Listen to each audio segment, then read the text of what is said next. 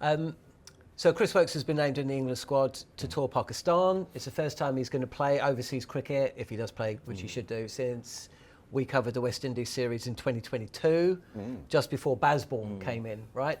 So a lot is said about Chris Woakes, his average at home bowling as opposed to away. So how does Chris Woakes overcome that? How can he be effective overseas? I thought you were going to say, should he not tour? It's really weird because, you know, people like me and Deep, and yourself as well, like we look at cricketers kind of at their records and we look at the, you know, watching them play and everything. And it's like, there are sometimes you look at a player and it's like, that's not going to work in this place, right? Like, this guy's too short to be good here, or this guy doesn't play the shots needed for these kinds of wickets or whatever. He's not fast enough. Yeah, all that sort of stuff. What's Chris Woakes not good at that shouldn't translate to at least one place overseas? Like that West Indies series you went to, they had Duke's balls. We can't even use the Duke's balls thing as an excuse anymore, right? Like he goes to South Africa and the ball swings around and it's actually quite good for big, tall bowlers as well. And, you know, he's not the shortest guy. It should no, and, you know, he goes to Australia and he you know, again, can hit the wicket when he needs. No, it doesn't work there. It's so weird. It you know, I feel like there are some times where it's just like, it's too long a period to just be luck. But at the same time, how could it be anything else other than that? There's nothing within his bowling skills that tell you he should be that bad at home, away from home.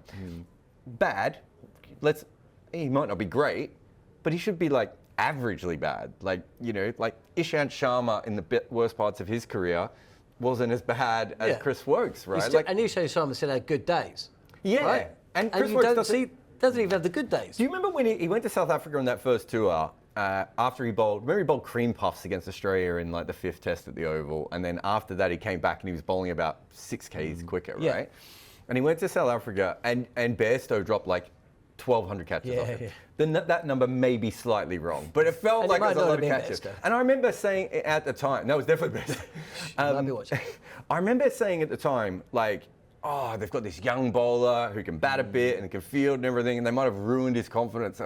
Like, and then he came back to England and he looked fine again, right? Yeah. And was it a couple of summers ago when we hadn't seen him for a while, and then he came in and he bowled against Australia, and you go, wow, Chris Woakes is still really good. And then it's like, you know, they're going to pick him for an away test. It's like, no, don't do it. Like, it doesn't make any sense. It's so. He was player of the series. He played 3 tests against Australia last summer. He wasn't even picked for the first 2 tests. And he was the player of the series. And if you said to anyone, yeah, well, he's on the plane next time they go to, no way. I mean, this happens quite often in cricket, right? We kind of put an image on a certain player and say, you know, he's good enough only for this. He can't do the other stuff. Without even letting him or giving him the opportunity to do it. I think Chris Woakes, for me, especially, I mean, not in England, but on away tours and stuff like that, he can always be the 4th bowler. Yeah. I think or 3rd or the 4th bowler who will come and will contribute with the bat.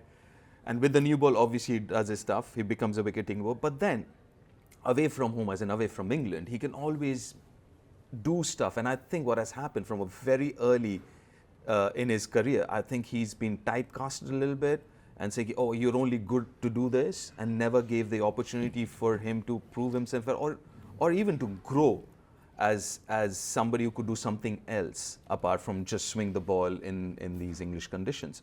So I think I look at him more like Pat Cummins, what he does for Australia.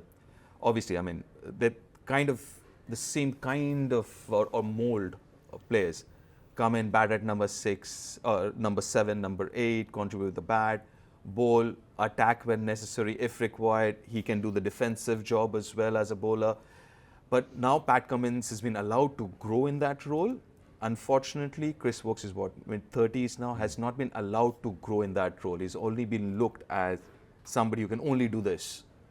He was probably too similar to Jimmy Anderson. Well, see, this is a point I was going to raise. It's the Ashwin Jadeja thing a little bit as well. Whereas, as I said on a previous show of ours, like, I think Ashwin would have developed as an overseas bowler way quicker if they just picked him more.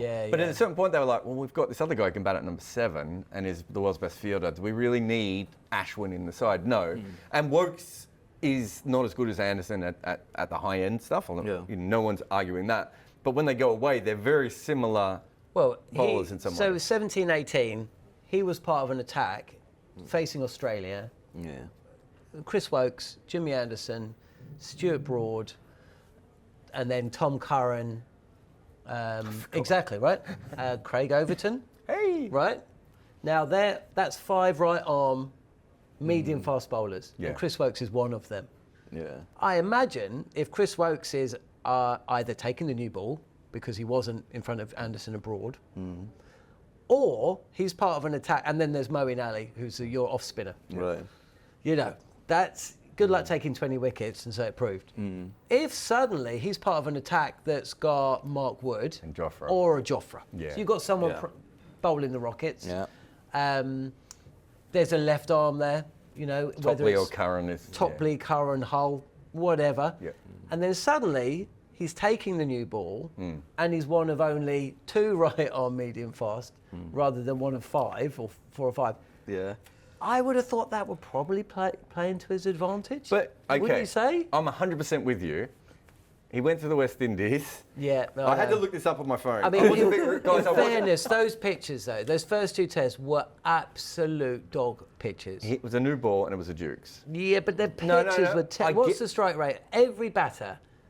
I'm with you. I mean, we've He commentated. took a wicket every 112 balls in those 3 tests when he had Yeah. access to the ball he wanted Yeah. and the brand new ball. I'm with you.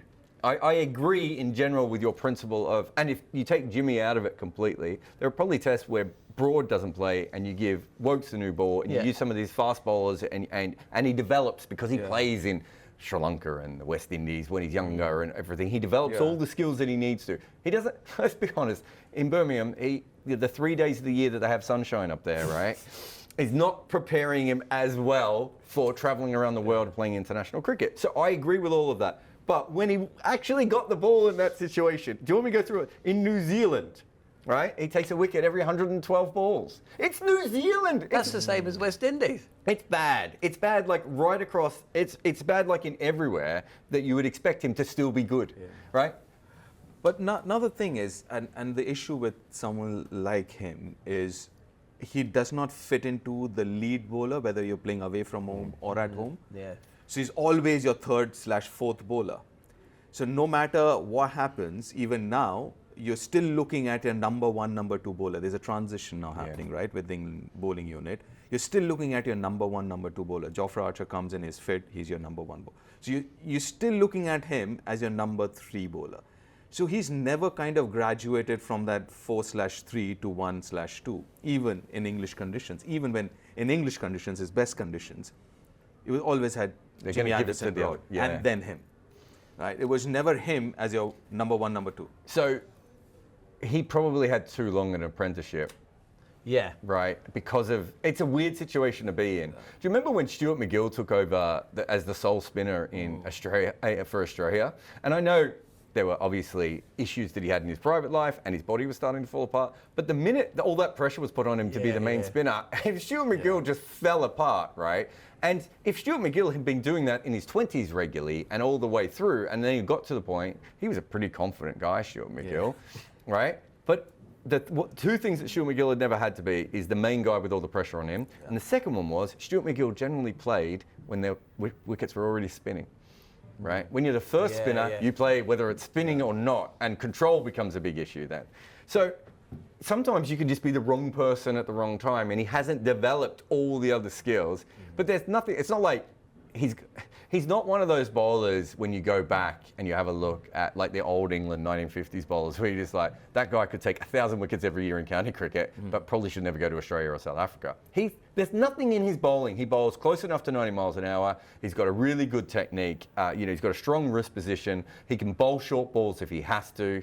He's got multiple skills available to him, but he hasn't really worked out a way of bowling outside of that sort of defensive, negative thing, which you can do in England for hours on end, and eventually someone's going to nick off to you. It doesn't happen as much in the rest of the world. On AM, on DAB, via the talkSPORT app, and on your smart speaker. talkSPORT.